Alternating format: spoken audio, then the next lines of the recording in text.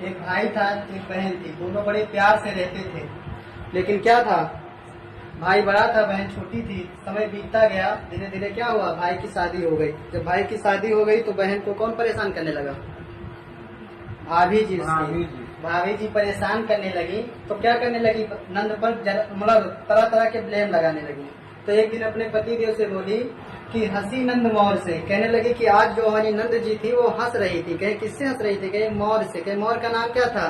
कहे मौर का नाम था ISPK। कहे हंसी नंद मौर से सक्सा हो गया। तो इससे क्या होगा, सारे वंश आपको पता हो जाएगा। हा से कौन सा वंश? आर्यक वंश। और सी से शिशुनाग वंश, नंद से नंद वंश, मौर से मौर्य वंश, सा से शुंग वंश, का से कांड वंश, सा से सातवाहन वंश, और आई से इंडो जर्मिक, यस से शक वंश, पी से पहलव वंश, के से कुषाण वंश। अब जब कुषाण का अंत होता है तो कौन आता है? गुप्त वंश। गुप्त के बाद कौन आता है? वर्धन वंश। और हम लोग के सिलेबस में क्या है? गुप्त वंश। तो पहले क्या था, जो कुषाण लोग थे उनकी राजधानी क्या थी? उनकी राजधानी थी पेशावर। की राजधानी क्या थी? पेशावर। और पेशावर में क्या था, उनकी सांस्कृतिक राजधानी क्या थी? मथुरा। तो कुषाण के जो शासक हुआ करते थे वो क्या करते थे कि पूरी जमीन की जमीन ही क्या कर देते थे, पूरी जमीन की जमीन मतलब सीमांतों को दे देते थे। तो इसलिए सीमांत क्या हो गए, शक्तिशाली होते गए, और ये क्या होते गए, कमजोर होते गए। तो एक दिन ऐसा आया, सीमांतों ने इनको हरा दिया और अपना एक वंश बना दिया। उस वंश का नाम क्या हुआ? गुप्त वंश। तो आज हम लोग गुप्त वंश का अध्ययन करेंगे।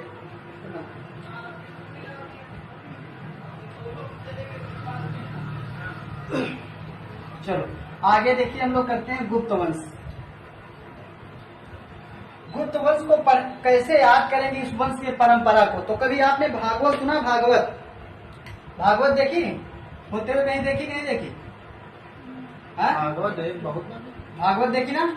भागवत में क्या होता है, भागवत में क्या किया जाता है? पहले क्या होता है, उसका पंडित जी आते हैं तो क्या कराते हैं? श्री गणेशाय कराते हैं। कराते नहीं कराते हैं? जब पंडित जी श्री गणेशाय कराते हैं तो फिर क्या होता है, फिर 5 या 10 11 लड़कियां बुलाई जाती हैं, उनको घट दिया जाता है जल भरने के लिए। देता है कि खोपड़ी पे घट रख के जाती है, जल भर के आती है, उसके बाद भागवत की शुरुआत होती है। तो फिर क्या दिया जाता है? घट दिया जाता है। तो सब घट रख लेते खोपड़ी पर। तो यहाँ क्या हुआ, सब लोग घट रख करके किसको नमस्कार करते हैं? सब लोग घट रख के चंद्रमा को नमस्कार करते हैं, चंद्र को नमस्कार करते हैं, और नमस्कार करके कहाँ चलते हैं? तो ये वाली जो भागवत होते रहे, इसमें कहाँ जा रहे थे लोग? समुद्र में जल भरने जा रहे थे। और ऐसे भागवत होते तो कहाँ जल भरने जाते हैं? गंगा जी घर भरने जाते हैं। तो इसमें क्या हुआ कि पंडित जी आए, श्री गणेशाय कराए, सब 5 या 11 लड़कियों को क्या दिए? घट दिए। लड़कियां क्या करती है? घट अपने खोपड़ी पे रख के चल देती है। जब खोपड़ी पे घट रख के चलती है तो चंद्रमा को नमस्कार करती है। नमस्कार करके कहाँ जल लेने जाते हैं? समुद्र के लिए जल लेने जाते हैं। और जब समुद्र जल लेने जाते हैं तो फिर क्या होता है, समुद्र से जल लेकर के आते हैं तो फिर काय की कथा? राम की कथा चालू होती है। राम की जब कथा चालू होती है तो कौन सुनने आता है? चंद्रगुप्त द्वितीय सुनने आता है। कौन सुनने आता है? चंद्रगुप्त द्वितीय। ये सुनने आता है, लेकिन इतना वृद्ध होता है कि अकेले नहीं आ पाता, अपने कुमार के साथ आता है। कुमार के काहे पर? कंधों पर हाथ रख करके। ऐसे नहीं चल पाता, कुमार के कंधों पे हाथ रख के आता है, तो उसके स्कंद पर हाथ रख करके आता है। तो इससे क्या हुआ, श्री से कौन सा मतलब गुप्त वंश का पहला शासक कौन हुआ? श्री से श्रीगुप्त। श्री से कौन हुआ? श्रीगुप्त लगा दो, सिर्फ गुप्त लगा दीजिए, श्री से श्रीगुप्त हो गया। घट से क्या हुआ? घटोत्कच हुआ। घटोत्कच हुआ।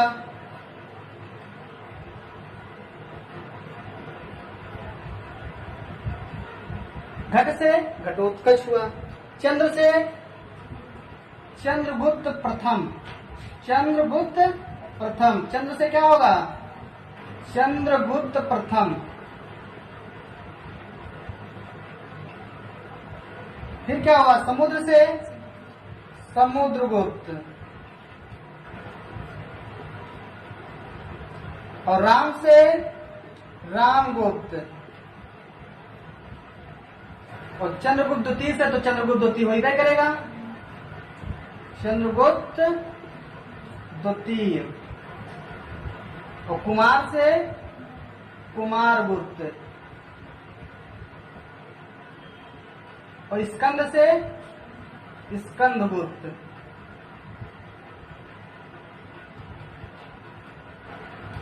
तो आपको ये पता हो गया कि किसके बाद किसने शासन किया था। श्रीगुप्त के बेटे घटोत्कच ने किया, घटोत्कच के बाद किसने, चंद्रगुप्त प्रथम ने किया, इसके बेटे समुद्रगुप्त ने किया, समुद्रगुप्त के दो बेटे थे रामगुप्त और चंद्रगुप्त, उन्होंने दोनों ने किया। इसका बेटा था कुमारगुप्त, इसने किया, इसका बेटा कौन था, स्कंदगुप्त। तो सब एक सीरियल से शासक करते रहे नहीं करते रहे।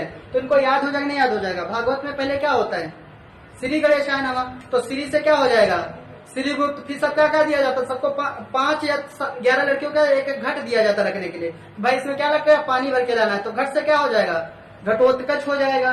फिर उसके बाद वो किसको नमस्कार करती है सब लड़कियां, चंद्र को। चंद्र से क्या होगा, चंद्रगुप्त प्रथम हो जाएगा।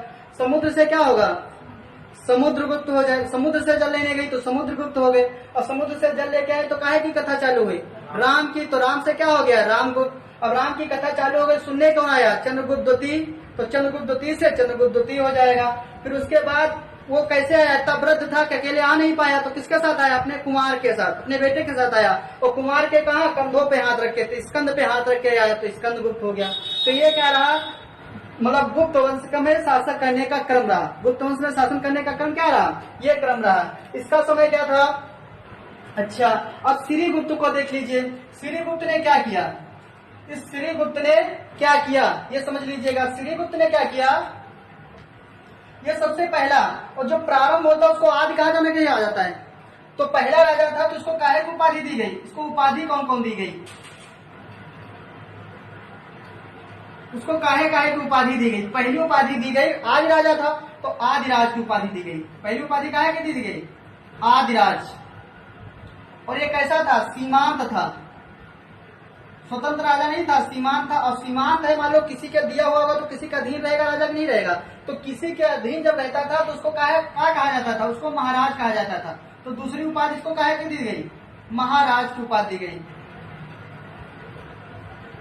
पूछ लेगा भाई बताओ गुप्त वंश का प्रथम शासक कौन है, श्रीगुप्त। गुप्त वंश का प्रथम शासक जो श्रीगुप्त है उसको कौन कौन सी उपाधि दी गई, आदिराज क्यों दी गई, क्योंकि सबसे आदि माने होता प्रारंभ, सबसे प्रारंभिक यही है कि नहीं है, और सबसे पुराना है कि नहीं है, तो आदि राज इसीलिए कहा गया आज। उसके बाद दूसरा कौन कहा गया, क्योंकि ये सीमांत था इसलिए कि उसको काहे की उपाधि दी गई, महाराज की उपाधि। इसने क्या किया था, इसने किया क्या था,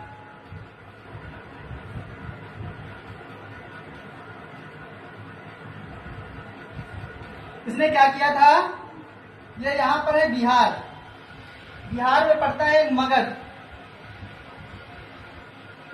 मगध में इसने एक मंदिर बनवाया था। मगध में क्या किया था, मंदिर बनवाया था। इस मंदिर में इसने क्या किए थे, 24 गांव दान में दिए थे, 24 गांव दान में दिए थे, 24 गांव इसने दान दिए थे इस मंदिर में। बस इसका एक यही काम है, ज्यादा बहुत कुछ इसने नहीं किया, क्योंकि एक सीमांत था, महाराज इसीलिए कहा जाता था, दूसरे का अधीन रहता था, तो दूसरे अधीन वाला कितना काम कर पाएगा, आप जानते हो। तो इसका क्या रहा, पूछेगा भाई बताओ गुप्त वंश का संस्थापक कौन, तो क्या बताएंगे, श्रीगुप्त। श्रीगुप्त को काहे की उपाधि दी गई, आदिराज की क्यों दी गई, क्योंकि सबसे प्राचीन था, आदि था, तो आदिराज कहा गया। और महाराज की उपाधि क्यों दी गई, क्योंकि सीमांत था, दूसरे का अधीन था, इसलिए इसे काहे की उपाधि दी गई, महाराज की। घटोत्कच भी सीमांत था, ये भी सीमांत था, तो इसको काहे की उपाधि दी जाएगी, इसकी उपाधि का नाम क्या होगा, इसकी भी महाराज होगा। भाई हमने कहा है कि जहाँ सीमांत होगा उसको क्या कहा जाता था, महाराज, तो इसकी भी उपाधि का नाम क्या हो जाएगा, महाराज हो जाएगा, इसकी भी उपाधि का नाम महाराज हो जाएगा। अगला क्या है, अब जब घटोत्कच हो गया, इसकी उपाधि का नाम महाराज हो गया, तब बात किसकी आती है, चंद्रगुप्त की।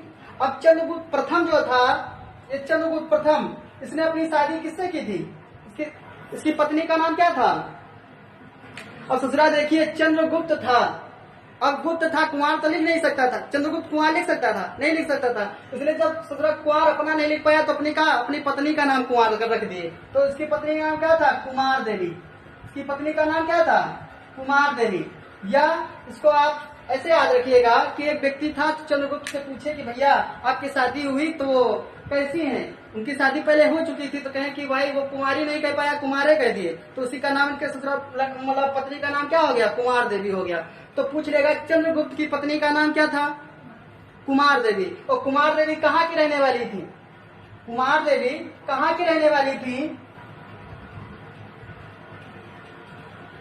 ये पड़ता है आपका बिहार, बिहार में एक पड़ता है वैशाली।